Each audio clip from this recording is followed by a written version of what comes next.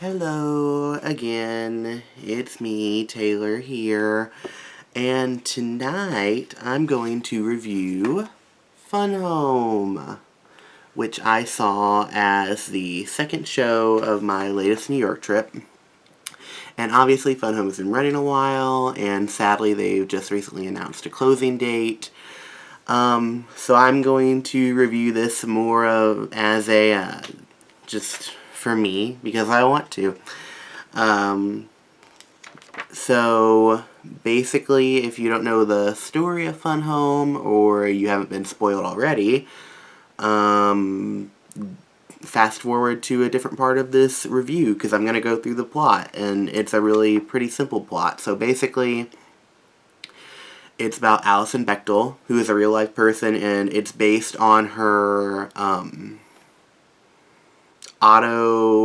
what was it called again? It was her graphic memoir. So it was like an autobiography, but it was a graphic novel type format. Anyway, it's about her life and her childhood, growing up. I forget where the setting is in here. Someplace.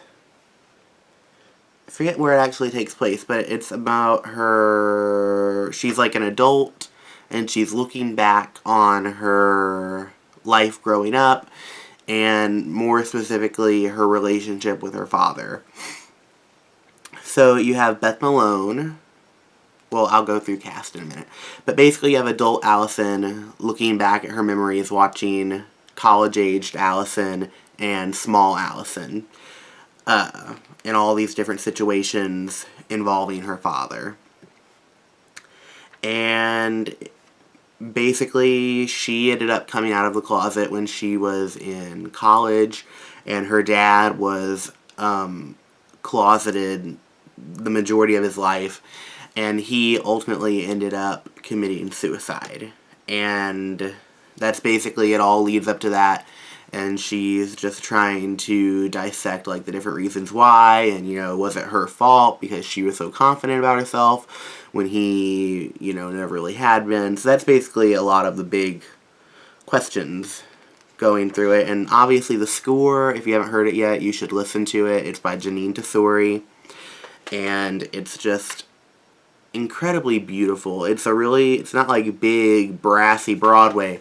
It's just really, really sweet and touching and gorgeous and sad, and you will just feel everything. And even at some points, it can be really, really funny too. And then the book by Lisa Crone is absolutely wonderful.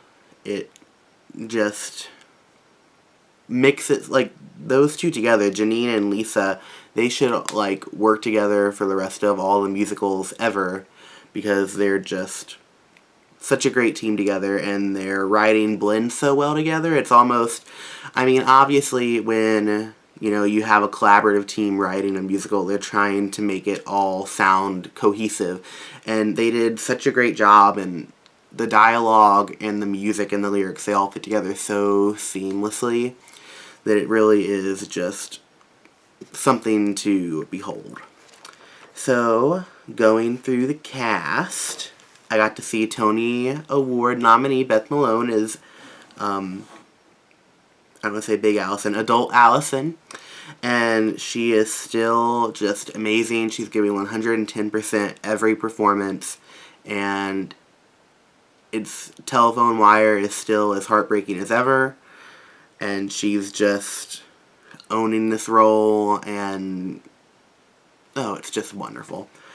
With any hope, maybe she might continue to do it on tour, but I doubt it, because this show is, like, by no means, it's like, you don't leave feeling super depressed, but it's not like it's, light and fluffy. There's some heavy stuff going on here, and these people, all the original cast members that are still there, which, let me count really quick. 1, 2, 3, 4, 5, 6, 7. 7 of the original cast members are still in it.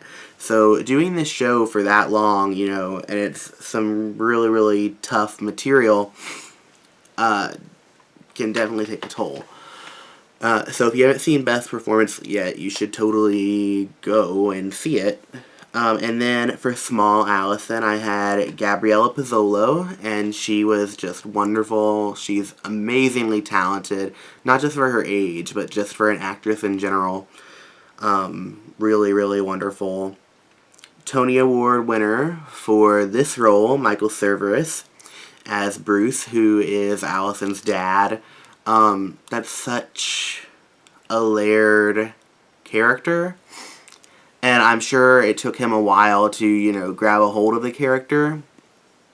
I mean, obviously he's had it down for a while now. But this character is definitely no small feat because he is just so complicated and complex, and you hurt for him, but you also really, really dislike him a lot of the time. He's just an extremely complex character, and that's just another testament to the writing, not just Allison's story, because obviously it is based on her story. This character didn't just come out of nowhere, but it is a testament to the writing because the writers were able to convey that so convincingly that these are real people.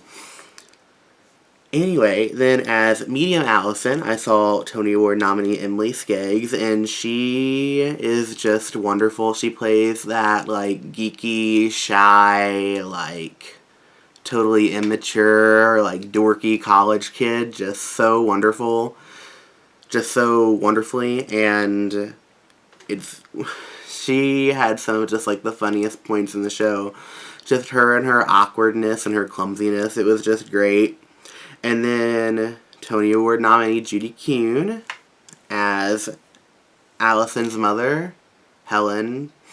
It's not an extremely big role, but what she does in the show is really, really resonant and really, really stays with you because, throughout all of Bruce's life, she's always been there and she knows, what he's been doing, and she's kind of just been staying for the sake of the family, and it really, really takes a toll on her. And her one big song is my favorite song in the show. Personally, it's called Days and Days and Days, and it really is just heartbreaking because you see this shell of a woman who is given up everything, literally everything, her integrity, her reputation, just literally everything for her family. So, yeah. Judy Kuhn. Real good. Then as Christian, who I believe was Allison's, I don't know the ages, I want to say the middle child, so Allison's younger brother, I think, was played by Cole Gray, and he was great.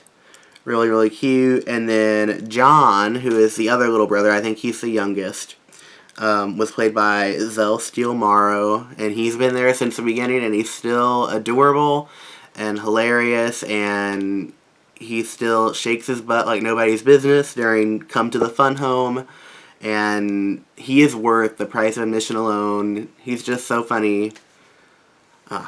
Just great. And then Roberta Colindrez, who played Joan, just totally that cool, laid back chick that we all know. And her scenes with Emily Skeggs were just wonderful and funny, and they definitely had some amazing, amazing chemistry. Even this long into it, they're doing an amazing, amazing job. And then, I don't know what they really call this track, but he's just kind of the guy character. Joel Perez plays Roy, Mark, Pete, and Bobby and Jeremy. So he plays a lot of different guys pertaining to each individual situation, and each of his characters were so unique and specific and specified. He really, really did a great job kind of being a chameleon in that sense. So, yeah. And then, as a lot of you probably know, the show on Broadway is in the round, and it works so well in the round. The set design is simple but extremely effective. There are a lot of trapdoors, a lot of like stuff coming through, and because it's in the round, there really is like no bad seat. I saw Waitress earlier in the day, and I went straight to the Fun Home box office to get a seat for that night, and I was able to get a $75 seat, and I don't have my ticket with me, but, I mean, I was, like, in the second to last row, but, I mean, like, there are literally only 10 rows wherever you are in a theater, so they're all just great seats. So, yeah, I'm trying to think if there's anything else I should go through. The direction, obviously, great direction. I'm trying to think, did I have any favorite moments in the show? I told you I already love Judy Kuhn's number so much. And the big, like, super 70s TV show theme song number, I think it's called, where is it? I think it's called Everything's Alright. But that song is just so fun, and it's a breath of fresh air because there's all this serious stuff happening, and that just happens, and it's just great to kind of, you know, dance in your seat, and it's great, and you get to see Judy Kuhn and Michael Cerveris and all these, like, super serious actors, like, dancing and just having a great time. So, yeah.